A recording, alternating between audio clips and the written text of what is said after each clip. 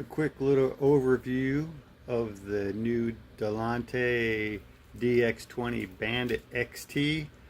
This is actually a crossover tire that's made more aggressively for off-roading.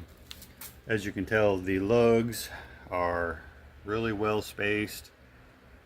It has stone ejectors built in. It's got pretty big grooves going across the tread for extra traction. Got the little steps. It's got the siphon lines for water disbursement. It comes in a bunch of different sizes. This I'm putting on my 2007 Forester. A couple nice features about this also is it has super aggressive side lugs. So when you air down for off-roading, it gives you a little bit extra traction and a little more sidewall protection.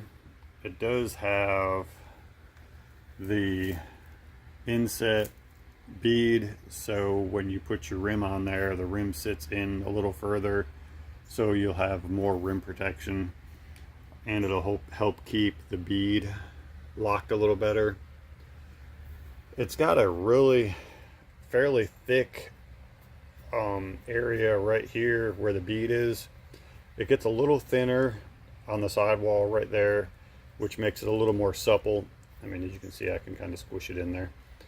A little more supple for the SUVs or the CUVs, crossover vehicles that are lighter. It also has two different sidewalls, which is kind of cool. You have this sidewall pattern, and then if you spin it around, it's got this sidewall pattern. Either way, they both look really good, but it's just, this is probably the first tire I've seen for a crossover that the side lugs are this tall. Most of the side lugs on these tires are usually really small. These are, I mean, it's almost as thick as my finger for the side lug, so that's going to give you definitely a lot more sidewall protection. The casing is pretty supple. I mean, I can push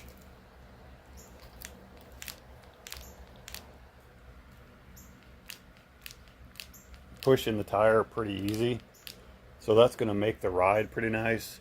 I'm sure they're going to be fairly noisy with such big tread blocks and spacing, which, you know, is going to be noisy on the road, but should throw mud fairly well for when you get into those slick situations off-roading. I don't know if I'd really recommend this for a everyday driver, but you never know, it might drive really well. I haven't had a time to put them on the car yet, but that'll be probably end of next week. I'm going to have them put on. I went up from a 215/60 to a 215/70. It's not a whole lot bigger. I mean, it's probably about an inch taller, so that's not too bad. But back to the tire. I got it at Priority Tires, and they were only $107 for this size. If you go to a 205/70/16, it's like $98 per tire. So you can't really beat it unless they're just trash, but let's hope not. Well, hope you enjoy the review. I'll give you another review once I get them on the trail.